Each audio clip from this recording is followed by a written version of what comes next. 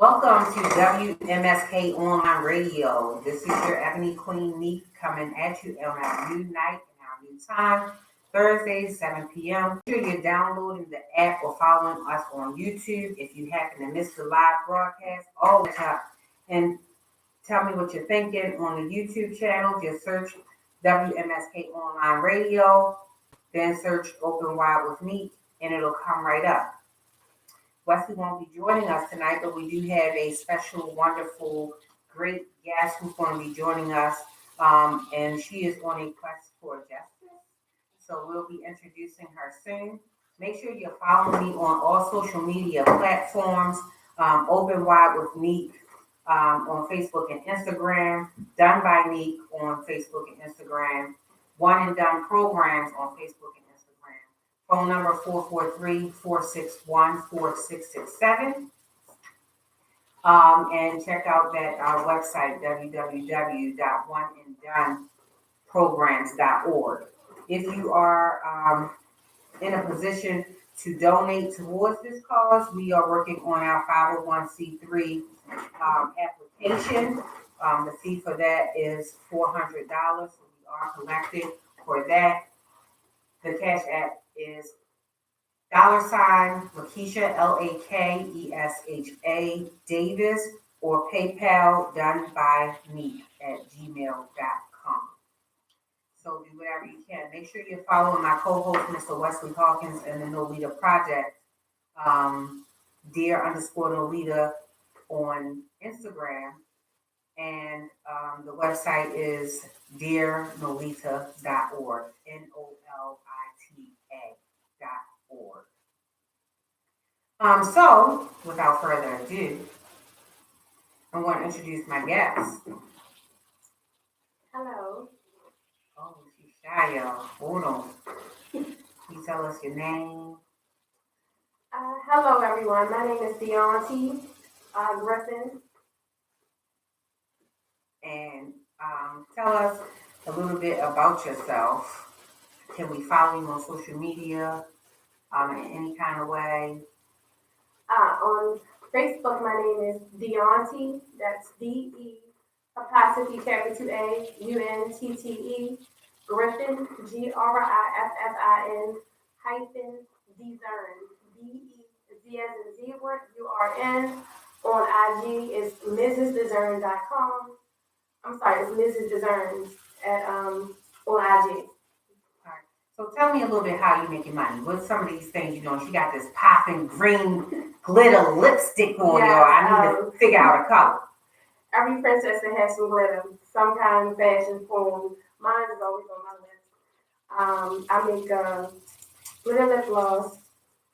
If y'all can see, it doesn't rarely come off. T-shirts. I have one T-shirt. It says "I'm bad," and bad stands for I'm blessed, I'm anointed, and I'm delivered.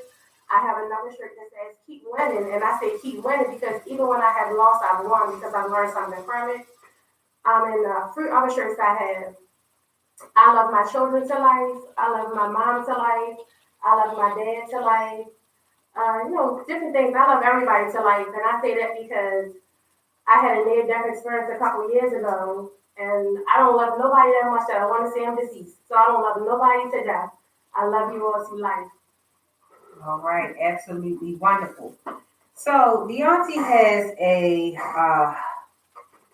story that may make you angry, it may make you sad, but hopefully this story will call you to action. I'm not going to tell her story for her, but it does include the loss of life of her son. So if that is a trigger for you, beware. That's what we're going to be talking about tonight. So she is trying to have some laws passed, and we'll talk about that. Hey, Jackie.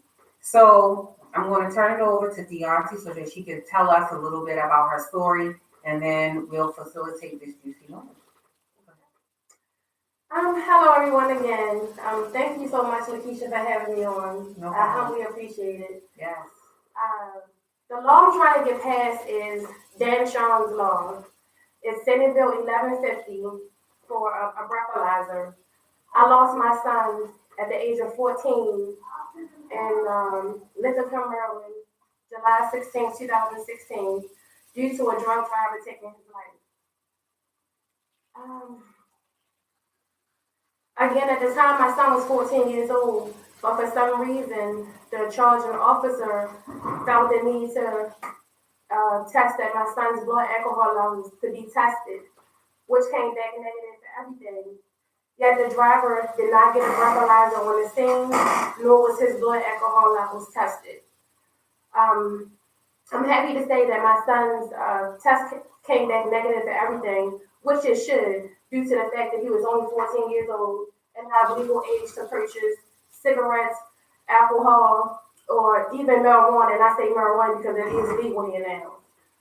Um, my baby's death is not in vain. Um, he's not here, but I am, and I'm his number one supporter. I'm his voice, and now also an advocate and an activist. And my one of my prayers is that another family won't have to endure what myself and my family, along with my church and my community, has had to deal with. And we are still living this everyday reality, a nightmare, a reoccurring nightmare every single day of waking up without Dan Sean being here with us. Okay, so he was 14. Was he crossing the street, or can you tell us about the accident itself? Um, well, from what I got from his two friends were who both were eyewitnesses at the time, Dan Sean was standing still. He actually was bent down in the process of tying his tennis shoes.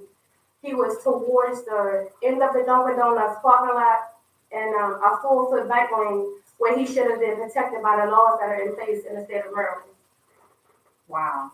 So he's bending down, tying his shoe. This drunk driver comes along and moves him over. Then what? He died instantly. He, pretty much died instantly. The driver did not get a breathalyzer on the scene. Was he arrested? No, he wasn't arrested. Didn't serve one single day in jail. Uh, he actually still has a valid Maryland driver's license. Didn't have to show up for court. He paid a fine of $500 for failure to reduce speed for taking my son's life. Wow. That's pretty sad. So this law that you're trying to get passed, how do you spell it? How do you spell Dan Sean's law? DANSHAUN, and it'd be SB 1150, and then Dan Sean's law. Okay. SB. Yeah. And you're trying to get the breathalyzers mandatory? Yes, mandatory. I mean, I don't want to have it where it's like if this is your first offense. Well, let me rephrase that answer. I pretty much want to have it where so the victim won't become even more de-victimized by my son being a victim and for them to violate him without my permission to test his blood alcohol levels. That shouldn't have been done. Okay. So you want to prevent them from further victimizing the person who was injured by the drunk driver? Yes. Okay, so they're not giving them toxicology reports? Yes. Which, when you first told me the story, I couldn't understand why they're giving your son a tox report, because say he was drunk or whatever, high, whatever, what does it matter? He's deceased. So what purpose does it serve? Would be my question. Giving him. That's what's, to this day still mind-boggling to me for the fact that, I mean, he was a minor, underage kid, 14 years old, not of legal age to purchase not even a pack of cigarettes. Right. So for the fact that they would, violate him in such a way, he's already deceased, he done lost his life. Like, again, it's absurd, it's heart-wrenching, it cuts really deep. It's just mind-boggling. So, at what stage are you in the process to get this law before the legislature? I went up in 2017. We didn't make it for 2019, but I'll be going back up again. The Maryland General Assembly 2020 in January. Okay, and so what can we do as the general public to be of support? We need signatures. Right now, we need signatures. We need more signatures. The more signatures, the merrier. So where can we sign? How do we get to sign? I had a link online, but for some reason, like every couple of weeks, it gets shut down. Honestly, I don't even know why. But so I just started doing them. I have the petition. I have them in my truck, so I can just pass them around like no matter where I'm at. I'm always talking and asking people, to sign. Okay. All right. So how many signatures do you think you're away? I don't know. Maybe like 3,000 away. Okay. So we have a few questions. Tion is asking, is the guy white? No, he's black. You can look my son's name up. Shocker, Tion. Yes, it is. So go ahead. You can look your son up. If you can look my son's name up, just heads up. Don't believe the half of what you read because it's not true. I really can't say with so much due to legal stuff. But the guy, yes. Mm-hmm. But the guy that killed my son, he is an African American. Okay. Pretty sad. So Tion is saying, I thought it was mandatory to be tested at the place of the incident. So what her bill is going to do is not for the drunk driver. It's actually for the victim. So her son was 14. He was killed on the scene, but he was still given a test to check whether or not he was under the influence of any drugs or alcohol, which I think is irrelevant and moot. But I mean, that's just me. Like, who am I? Hello, Mr. Gallup. How are you? Hey, Miss Teresa. So, for those who are just joining, we are here with Miss Deonti, and she's telling a story about the loss of life of her son, who was only 14 years old, tying his shoe in a bike lane, and he was mowed over by a drunken driver who was not given a sobriety test of any sort. However, her deceased son was given a test. She is going before the legislature in January, and she is needing our support and getting signatures so that her son's law, SB 1150, or Dan Sean's law, can be passed. And I think it's very important because she made a good point. To re-victimize victims really doesn't make any sense. It serves no purpose. Real is saying, facts, spread the truth, our children's lives matter. Yeah. So I kind of related this back in conversation to how you have certain race plays a major part. Yeah, let's not even beat around the bush. Your story is significant because the drunk driver himself was actually African American. However, we still know that there comes some privilege in life according to your affiliations. Mm-hmm. So what we were talking about offline, and we talked about it on the show before, was the Dante Harris situation where he was given life, but you have other people, grown people, who make conscious decisions to use drugs or drink, and then get behind the vehicle, behind a wheel of a vehicle, seriously injure or kill people who aren't doing any time because we're going to call it negligence. So, a fine in this situation, unfortunately, is not unheard of. We have people doing zero time. And that's just the reality of it.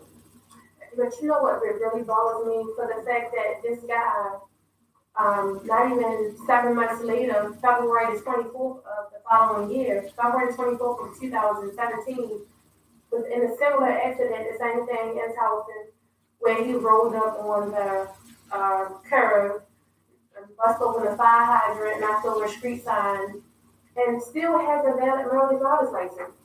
I mean, just pays fines. So that would have been a one-car accident. you think someone should lose their driver's license for that? Due to the fact that he destroyed county property, yes, I feel as though he should. And based on the fact that he has a history of this. When a couple weeks later, maybe not even a week, but some like a short time after my son passed, I told myself, I said, "D, get yourself together. Like, I had to find out more about this person, who killed my son." So I went to Maryland Judicial Record Search in Google, and by doing that, I was able to print out 37 pages, mainly traffic. So this is like not a coincidence. It's somebody that has a history, a repeated history of this, with no regard for the laws that are in place for Maryland, and for nothing to be done but just a point or two and paying fines, and you're still out at liberty to use your vehicle as a weapon. Yeah, pretty much a weapon. Like you didn't took somebody's life. So do you think there should be the vehicle laws, especially when it comes to these manslaughters and I don't mean to cut you off, but not only until my son, this happened with my son, I didn't know that Maryland is not mandatory to get a breathalyzer. It's up to the officer's discretion here in Maryland. well, Tion was actually asking that question. Yeah. He was saying it should have been mandatory for the driver to be tested. In Maryland, it's not mandatory, and that's the purpose of the Dan Sean's law. I know myself, I'm gonna say just since I lost my son, I've had people, like lose their life from, due to, people, drunk drivers or, reckless driving. And I do feel like that, it needs to be better laws in place, to protect, the pedestrians, the citizens. It needs to be better laws. And I think that'd be a great start to start with the Dan Sean's law so that, another family just won't have to endure with, like I said, with my church, my community, my family, and myself had to, due to, the laws not being in place to protect, the pedestrians. Right. So let's jump off for 1 second. You were mentioning that this is not only something that you have to suffer with. Do you have other children? Yes, I had 5 other children. Okay. So, and where are you in a process as far as their grieving process? How is that going? How is that working? They have their moments. Like for example, back in school time, that's a trigger for them. They reminded, their brother picking them up from the bus stop. I have a 7-year-old son named Kyan. He was just struggling, which it really surprised me because I had issues out of my 2 children that are older than him. So for him, he had a hard time his first day of school. I picked him up, and he turned around and was trying to walk back towards the school. He was insisting that his brother was going to pick him up from school, so he wanted to go back to school and wait for his brother to come. It's so sad. So this is why we're making this known, because I didn't know that the sobriety tests were discretionary. I would think if you feel, because you had probable cause to search and do everything else, so why aren't you doing the logical thing and giving tests? Because accidents are accidents. However, someone in the bike lane, you were either distracted or something. I can't imagine how they would call it the pedestrian's fault. So for those who are just joining us, our guest tonight is telling us a story about her 14-year-old son who was standing in a bike lane tying his shoe, and he was mowed over and killed by a drunk driver. She is trying to have legislature pass in the upcoming session in January, SB 1150, Dan Sean's law that is going to make the sobriety test mandatory. So we were just talking about her situation, and then we just kind of got off a little bit to talk about it's not just her who is suffering with the loss of her son. She also has other children who continue to try to process this and grieve. And I just wanted to commend her for seeking mental health treatment for the grief process, especially for her children. Um, because in our community, we kind of shy away from mental health treatment. So that was the whole point in saying that. Real is saying the driver continues to have accidents, possibly under the influence. Now, all you do is exchange insurance information, and if you say the person was drunk, the insurance doesn't cover the accident, which is crazy. Wow, I never even knew that. That's crazy. Yeah. It's absurd, ain't you? Yeah, that doesn't make sense because I mean that's a whole yeah. So if insurance companies are backing out and not trying to take responsibility, then where does it lie? Yeah. Because a lot of times people aren't financially well off for you to personally sue them. Right. So then where do you get that solace, that comfort, that peace, that help? You know, especially when they're just allowed to walk away. So, Shelly, tell us about Noah's Law. Do you know about Noah's Law? No. Okay, so I'm gonna see if she can give us some more information. And Tion is saying this injustice is because the victim wasn't white. Now, I don't know. Well, I mean, in my opinion, I do feel like. White. Okay. Oh, I do feel as though that race definitely has had a big part to play in it. Mm-hmm. I feel as if my child were, of a different race, that the investigation would have been handled with more care or caution. I can probably definitely agree with that, for sure. For sure. Wow. And a lot of people honestly don't even know about it because in my son's case, it wasn't televised. The only thing we seen was the little news ticker that flies across the bottom of the screen. That's all you seen. Wow. That's all you seen for like the first 2 days, and then it was like as if it never happened. Wow, unbelievable. Unbelievable.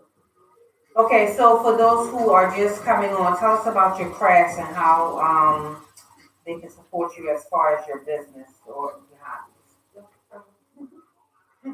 Look at the lipstick, y'all. Sparkling. I make custom-made glitter lip gloss. I have shirts. One is keep winning. I say keep winning because one even when I've lost because I learned something from it. Another one is I'm bad. And of course the bad is in glitter, B-A-D. I am blessed, I am anointed, and I am delivered.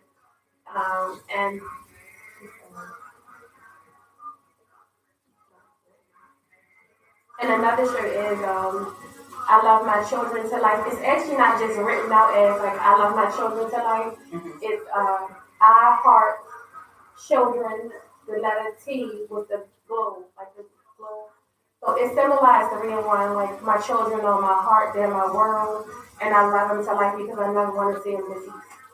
And us as people, like we tend to say things and don't realize that we speaking into existence. Like I hear a lot of people say, "Oh, I love him to death," or "I love her to death." Don't love me to death. Love me to life. And I want my flowers while I'm alive and well. Like don't wait until I'm not here to give me flowers. Give it to me while I'm now. While I'm alive. I'm here. Like even with my son, like he was well, he was alive, he was useful, he existed. Even though he's gone, I'm going to continue to love him. I'm going to continue to love him. So what can you, what kind of advice can you give to mothers, parents, grandparents, girlfriends, wives, about grief,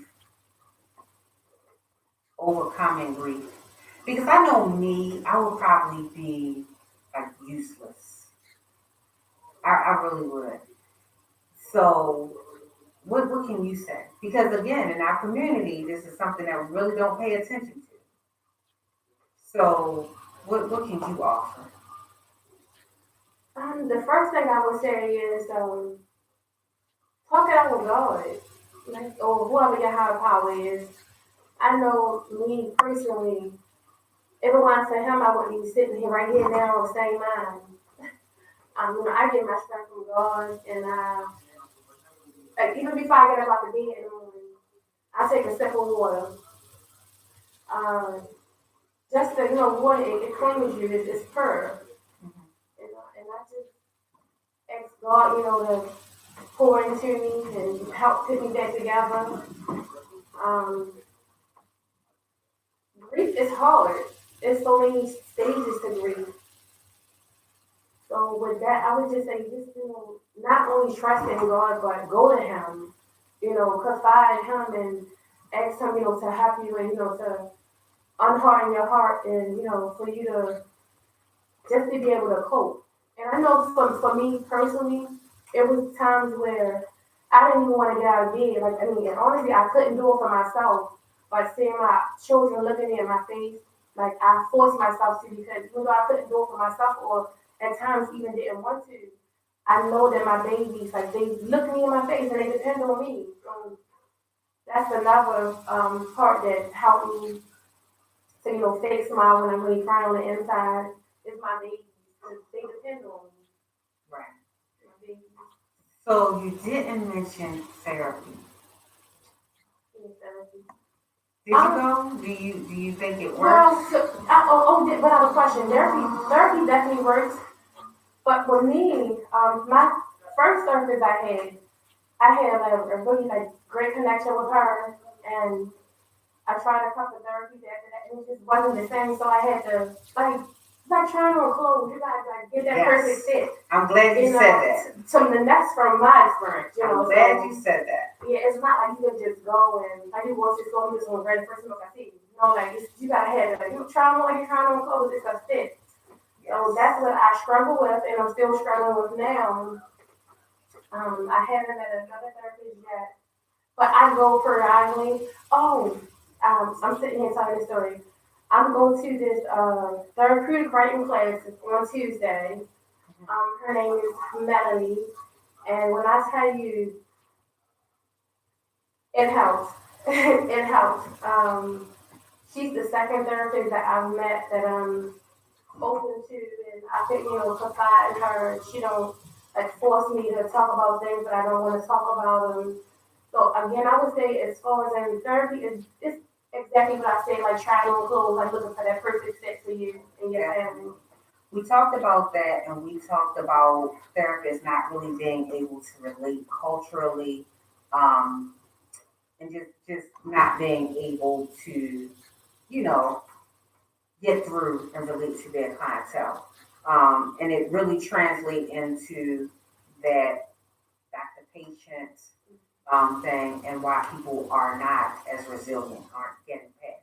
So I'm glad you said that. You do have to really consciously pick out a therapist. All right, so let's get back to Noah's Law. So I just looked it up, but we have someone who works with drunk drivers. Okay. So she's saying if the person is a subsequent offender, that automatically have to get an interlock, no matter if they test or not. Every officer should be giving anyone under the influence a sobriety check if they are under the influence. However, you can refuse, but there's a consequence for that. If the person was in an accident, they will offer one they will offer one if the person is conscious. If the person is not, they should have their blood drawn. I speak for all officers, but this is the practice that I have come across. She's referring back to Tion, who made an earlier statement, and she says, Tion, it deals with drivers under the influence. She said, I'm going to get actual wording real quick, not my understanding. Hold on. So while she's looking, I looked up Noah's Law, and it's basically a law that they have in Maryland. And it says that it's one of the toughest drunken driving statutes on the books. Noah's Law requires everyone convicted of drunken driving to use an ignition interlock. And so then it goes on to talk about loopholes with that. So the problem in this case is this person wasn't even given a test. Therefore, the conviction piece, I mean, I don't know. So he just had a fine. So he wasn't even put on any type of probation that would make him have the interlock checked or monitored or whatever have you. So that I would say is one of the loopholes that it doesn't actually apply to everybody. Right, it doesn't. They didn't even test him to see if he was a drunken driver, so they No. couldn't convict him of drunken driving at all. I'm like really restricted as to what I can and can't say on the air or even publicly, but I will share this with you all. The person that killed my son had political ties, well, has political ties, so that played a huge factor into him not being tested on the scene. But yet, they felt the need to request a stat toxicology report be done on a minor deceased 14-year-old child.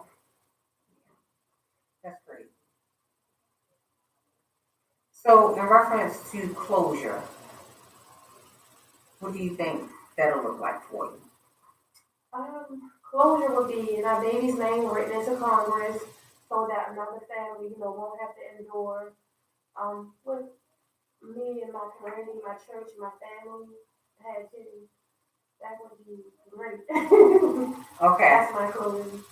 So, Raymond is saying, who was that officer? She probably. The officer, I can You can say his name. His name was Officer Earl Trumpauer of Anne Arundel County Traffic Safety. Okay.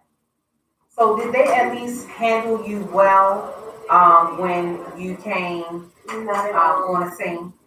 Talk about that. Where do I begin?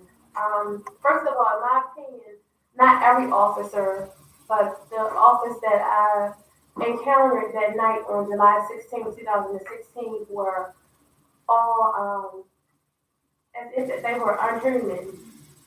Lack of common courtesy, basic things that you're taught from a small child, down to they show no empathy, sympathy, compassion, no emotion.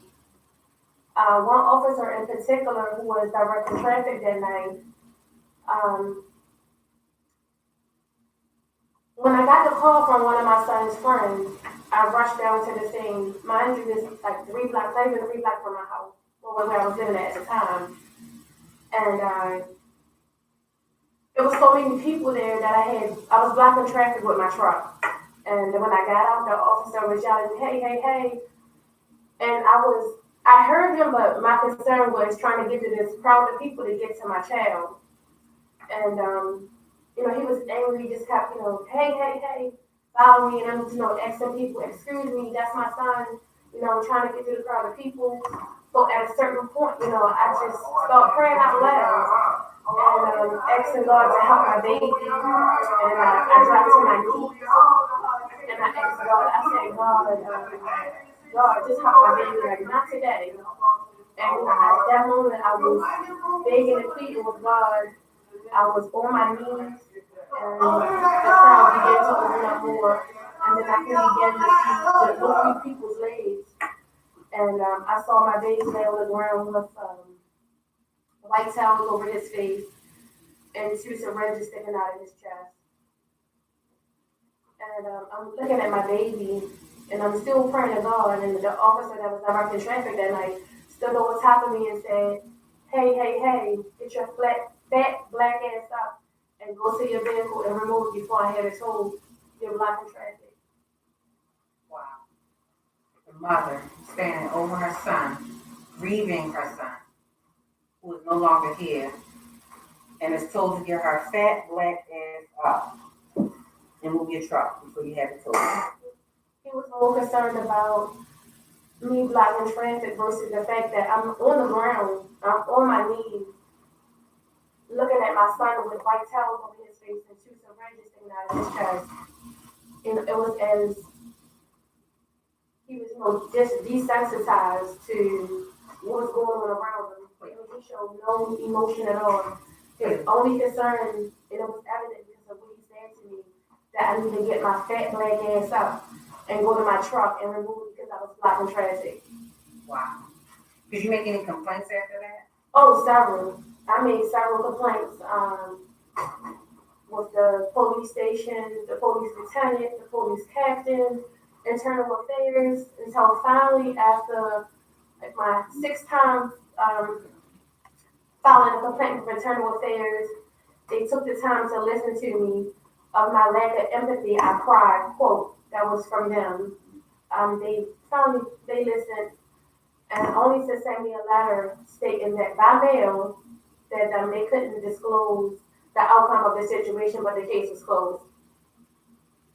Wow. So you just having injustice after injustice after injustice Yeah. throughout the situation. So tell us again how we can support your efforts coming up in January.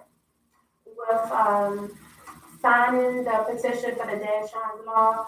When I go home tonight, I'm gonna work on it and put another link up. As I stated before, I had done some prior links for the Dan Shines law, but for some reason it kept getting shut down. So what she's asking us to do as the general public is to sign these petitions that she has. That is going to cost you absolutely nothing. If you 3 minutes tops. And how many minutes? I said 3 minutes tops to fill 3 it out. minutes.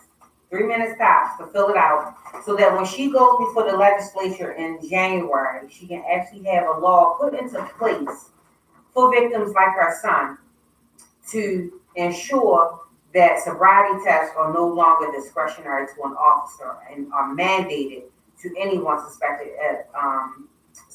as being under the influence. Wow.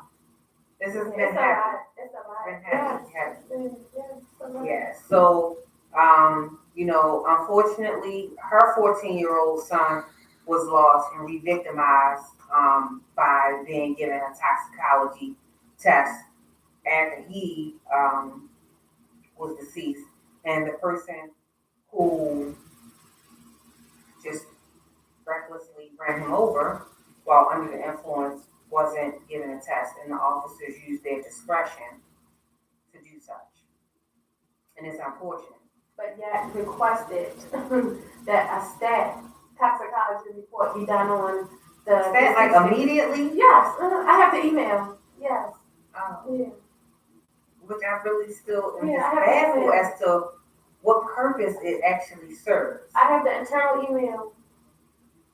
I filed for a Maryland Public Information Act request, and I got all the internal emails, all the correspondence pertaining to my son's death. Let me tell you about this little black girl man. She over here acting as her own attorney. Oh, yes. So if we have any accident attorneys, anyone who has linkage or can refer an attorney, this grieving mother has been able to get her court cases into court. However, she does need someone with the experience. Otherwise, she's going to be doing this on her own. And we know how that works. They will use her ignorance and what she does not know against her. So if you have any linkages, any referrals, anyone who has contacted a cousin who is a traffic attorney or, litigator of any sort, please share that information. So Shelley says, has anyone from Mothers Against Drunk Driving reached out to you? I actually reached out to them, and due to the fact of how they worded the report, they were unable to help me. Oh. Again, I told you, political ties, cover up. Mm-hmm. Mm-hmm. And that's unfortunate because either which way, your son was a victim. Right. It's definitely okay because my baby, that was not a name. I'm him. I'm his voice. He's gone, but it's not a name. Okay. Wow. So, Real is saying we have to stand together. And yes, and so that was the whole purpose of bringing you on. Yeah. So that your story can be widely heard. So people can actually hear what's going on in communities right where they're living. Seeing how they can be part of the process to affect change, especially with legislatures and laws, because this is an accident. However, it could happen to any of our children. Yes. Yes. So, um, like I said, while the laws aren't really designed, or they're designed exactly how they're supposed to work. When we call. Exactly. So they have things in place in which they aren't convicting people and putting them in jail for these type of offenses. At least we can do some things to prevent the re-victimization. Yeah, and I believe, and the start would be with the Dan Shawns and all, making it mandatory and not up to the officer's discretion. And like you said, whereas the victim won't be de-victimized. Mm-hmm. So, I think that's a great start to the Dan Shawns and all, making it mandatory and not up to the officer's discretion. Yes. Because police officers are people first. Yeah. Before they put that uniform on, they have their own set of moral beliefs, their own character, things that they believe in, things that they support, things that they are affiliated with. Yeah. And we can't really forget that. We can't underestimate the power of that. Then you add a badge to that. Then you add systems in which they are allowed to misbehave and not be addressed. Right. That's a big problem. A very big problem. A huge problem. So while Dan Shaw's law won't fix all of that, it will at least tie their hands and make it mandatory to give these sobriety tests so that they cannot use their affiliations and discretion. Poor judgment. Right. It's probably a better word for discretion in this case. Poor judgment in giving those tests. So, Real is saying we're more powerful in numbers. Yes, anybody who comes across this petition, it costs you nothing to share it. And she says it's going to only take you 3 minutes to fill it out. So, fill it out. Let's support her so that when she goes up in January, she's not turned away again. Because again, this is something that we will all benefit from. Yeah, from generations to come to our children's children, their grandchildren. Yes. So although her son was lost, none of our children had to be, and just re-victimized. So we want to support Dan Shaw's law, SB 1150. It's coming up in January. Make sure you're signing the petition, share the petition. She's going to put up a link. So we'll put that on all of our social media outlets so that we can get it spread. We only have a few months to go. So let's really stand together and put this out. Tion is saying Jim Crow is alive and well. Absolutely. Amen. Absolutely. And we were talking about race playing a major role. And earlier we talked about the little juvenile who was given life for, hitting a police officer who stood in front of a vehicle. Versus a lot of these other people who are getting other charges like vehicular manslaughter, getting time served sentences, not serving any time in jail, or just maybe 1 or 2 days and then given a probation. Yeah. Or not even on probation, just paying a fine. Yeah. Oh, in this case, as little as a fine. Yeah.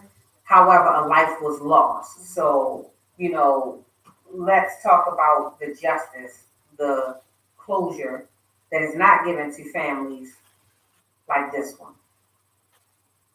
So that's unfortunate. But, if we stand together, we can try to, make some changes. So Real is saying if you share the link, she'll sign. Okay, I'm gonna Will you share it? I'll sign it. Sure. I'll put it up tonight. And in the past, I have done it several times when things just disappear. I'm sure. So, this has been great. We didn't really plan on having a 2-hour show tonight. So,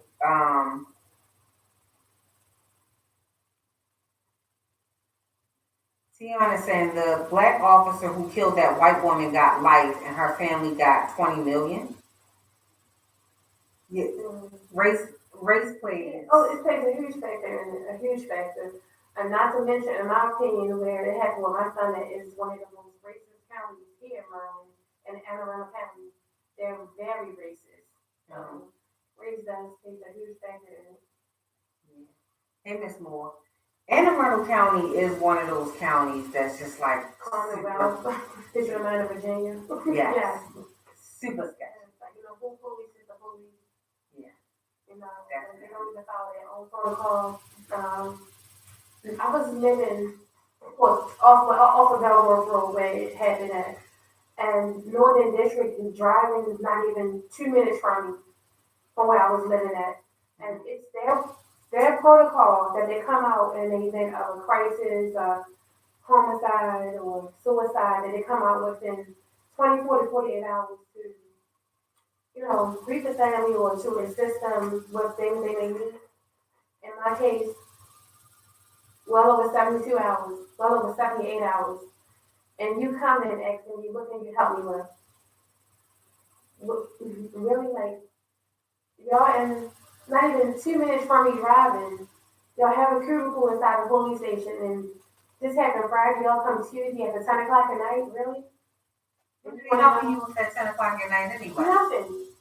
I mean, but what That was happened to their protocols? Right. So again, back to their right races and who polices the police when they don't even follow their own protocol.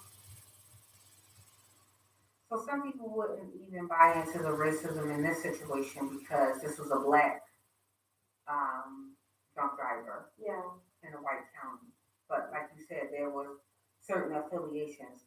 So Shelly is saying that makes it even worse because I deal with them and I have seen them do so much more. Said, but to be honest, the more has just started. It has. I truly believe that. Yeah. Wow. Anything else you want to say before we do our last 30 minutes? I appreciate everybody taking the time to listen. If God places it on your heart, please share because people need to be more aware of what's going on because it affects us all. It may not be at your front door today, but it may be tomorrow. So this is something that, it's bigger than my son. It's bigger than me. It's about, us being protected as citizens and, holding the police accountable to the oath that they took to protect us. Definitely. And that's what Tion is saying. He's saying still the officer didn't do his job. No, he didn't at all. Yeah. So I can almost guarantee that that officer is still working. Oh yeah, his punishment was they moved him to another department. Yeah, I'm on top of him. Like I said, they had the right mother, they had the right child but the wrong mother. And what I didn't know who was in because I'm on them. Yeah. And you have to be because often, these things are brushed off, put on the back burner because they expect you to be fat, black, ignorant, unengaged, not interested. Yeah. Hi, that's me. Hello. I'm still here 3 years later. Right. And I'm just proud that you were able to do these things on your own. Get your cases into court by yourself. Yes, thank God. Thank God. Yeah, I mean, it's really amazing. And Wesley always talks about, how two people would handle a situation. Maybe one mother whose son was killed, she'd go out and be an advocate and try to change laws. And then you have these other mothers who will let the grief overtake them and, maybe become a prostitute or a drug addict. I almost was there where I let my grief overtake me. In the beginning, I was so angry, and I would get on social media and I would vent. I had a valid right to vent, and I was expressing myself, through social media, and I was just like, angry, and I'm grateful that the guy that killed my son took me to court. So I had to recompose myself. I had to pretty much I couldn't say anything about him for 6 months. I couldn't mention his name while I would have went to jail for 6 months. That was one of the most best things that could have ever happened to me. Because by doing that, I just had to, rethink and come up with a better plan. Because I was so angry, all of my energy was just directed towards him and not looking at the bigger picture. Right. So, just like reverse my energy into something, positive instead of, being so negative and just, right, like hateful comments. I never said, like I wanted to kill him or like to that extreme or nothing like that, but I was just so angry and would talk about him all the time. And it was like I kind of like was obsessing over him in the fact that how is it that you keep getting away with all this stuff that you're doing? Like I want to know more. Like who are you? Like how is it that you're getting away with all this stuff that you have done? And him taking me to court, getting a gag order on me for 6 months was thank you. Thank you. It gave me a lot of time to just, self-reflect and compose myself. And I started focusing on the Dan Sean's law. So what even prompted you to go for the law? Like how did you even come up with that idea? When I found out that, because my argument with the police department was, why would y'all violate my son? He's not even of legal age to purchase a pack of cigarettes. He's not of legal age. Why would you test him versus giving the driver a breathalyzer on the scene? Mm-hmm. And I found out that, it was up to the officer's discretion that it wasn't mandatory. So I, just took off and took all of my energy there, making it mandatory, shedding light on it. Like I said, my son, he should have not been, first of all, they did not have my permission to test him. Mm-hmm. That's number one. And for the fact that my son, he was gone, he had already lost his life. And for the fact that they, would de-victimize my deceased child, that was more than enough, fuel to light my fire. So. Right, but going to legislature, I don't know that I would have ever thought of that. Well, I told you I had 6 months to reflect. I mean, he got a gag order on me, so I was like restricted to what I could say, and I just had a lot of time to think and come up with a plan, a positive plan. Right. So that's what I came up with. Okay. And Senator Brian Simon here, District 31, he was the original sponsor of the National Law. Okay. So I was grateful, that he was, willing to work with me, and he did. We just didn't get it passed that time, but we're gonna get it this time. I'm trusting in God. All right. And also, I told you I was putting the link on, so I definitely gonna do that tonight. I'm also a member of CAST. That's the CAST of Anne Arundel County. Mm-hmm. That's CAST, CAST, Community Equity Seeking Transparency. And we are waiting for approval for a civilian review board in Anne Arundel County. Wow. Yeah, so, and I'm along with me being an activist and an advocate now. I've been blessed to have the ACLU help me, the NAACP, for Kathy States. I've been also been blessed to be filmed for Lifetime for 7.5 months. So, a lot of great things have, transpired since my son lost his life. Like I said, it wasn't in vain. Mm-hmm. And I can sit here and smile, wholeheartedly with an open heart that's as big as the heavens above. My baby's death is not in vain. Absolutely. So Shelly is saying, last thing, I definitely believe it has to do with race, because if her child was white and overdosed, they would have been so concerned and been at her home offering assistance. Sorry to say, but it's true. Mm-hmm. I agree. I totally agree. Yeah. And only thing they can tell me was they're sorry. They dropped the ball. That was it. That's all they can tell me. Wow. It's tough. It is tough, being a victim and then. Oh, I'm not a victim. My son is not a victim. Like, we are survivors. He's not here, but I'm here. I'm his voice. So I'm here to talk about it. So I'm not a victim. I'm a survivor.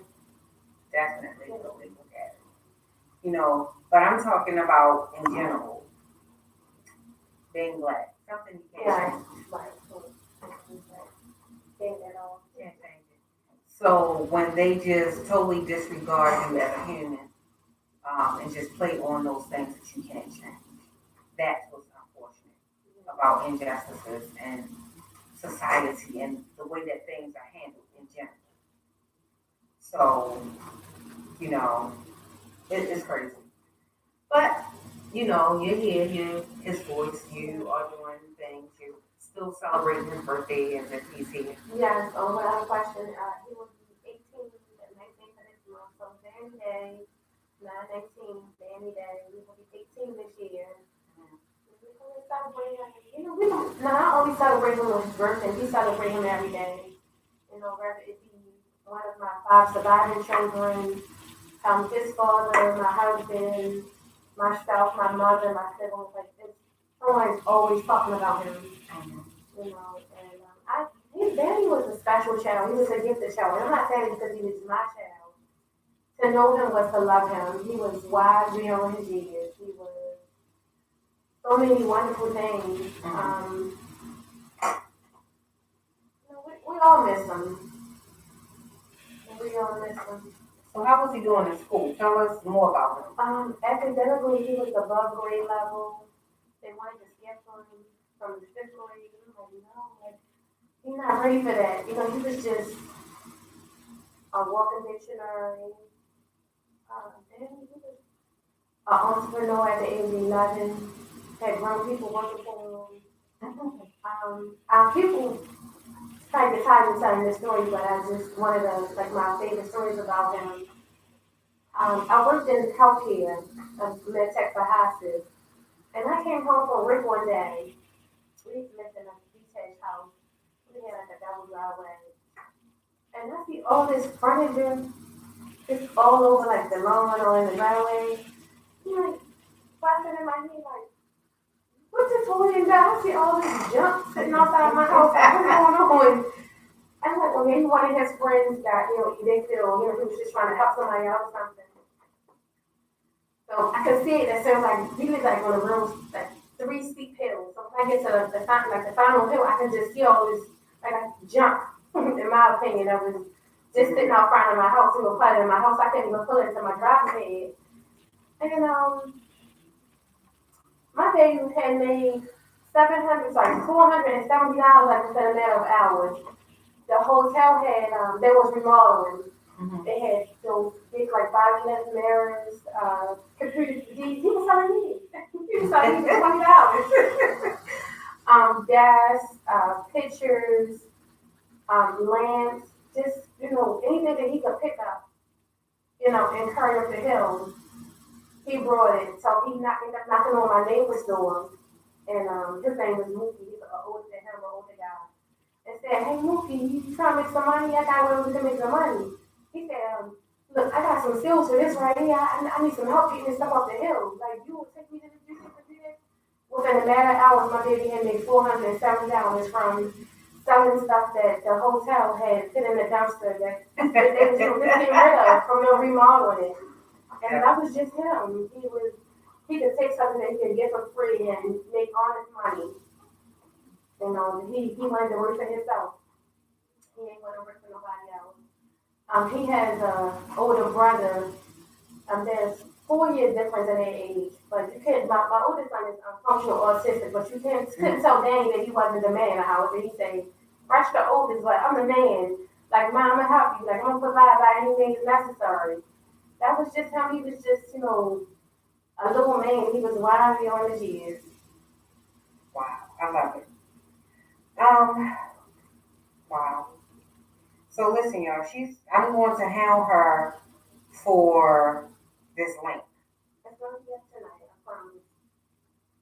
Get it, sign it, share it. Please do. Please. Can we show up? Oh, yes, sure. I'll let you know. Yes, I'll let you know when the date is in. It's normally the first 2 weeks of January. Mm-hmm. So I just have to find out exactly which time slot and date that we'll be going up. But I'll most definitely get up there and have the whole donkey. Yes. Have everybody come. Just to come. Yes. Yeah. I love it. I love it. Well, that is going to be it for this session. This was really enlightening. I thank everybody for tuning in, listening to the story. Make sure you sign this petition, Dan Shaw's Law. It'll do wonders for everybody. Can't say anything less than that. So we're going to head out a little early. So that we can get to our families so that you can get to homework. You should be finished with all of that back to school paperwork by now, but just in case you didn't, let's get to that. Make sure we are affecting change in every facet of our lives every day. Make sure you're tuning in every Thursday night from 7 to 9 p.m. Open Wide with me. Wesley couldn't be here tonight. Make sure you're following us on all social media platforms. Always know that WMSK is the home of the Cheryl Underwood Morning Show. Make sure you download the app, watching and following us on YouTube. This has been a wonderful, enlightening discussion, and I'm just hoping that you get the justice that you deserve for your baby. Um, and your resilience is absolutely wonderful, um, right? And I have some things that I need to learn for something that's coming up on Sunday. So I'm going to use my time wisely. So I thank you all for joining us. Make sure you're listening in to Hip Hop Humanism. It's going to be coming on in about 45 minutes. Download the WMSK online radio app so that you can listen to us 7 days a week. You just don't want to miss anything that we have happening on our station. If you're looking to get into the world of radio, you can always hit us up, WMSKonlineradio@gmail.com. You can even email me, openwideradioshow@gmail.com. And it'll just be great to have a variety of shows. So if you know anyone interested in that, we also have advertising available. If you have a business and you want some advertising, we can help you with that. So just hit us up, let us know what's going on. Until then, it's going to be it for us. I know it's really short and sweet, so I'm not just going to drag this on. So we'll be back next week to facilitate the juicy noise. Have a good night, everybody.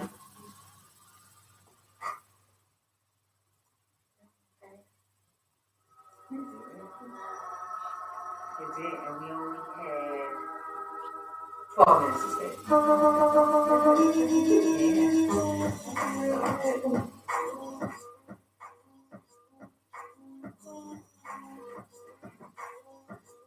And you went live on your phone, Facebook Live. I thought about I should have went live. I added you. Most of the videos of you anyway. But I definitely want to work with you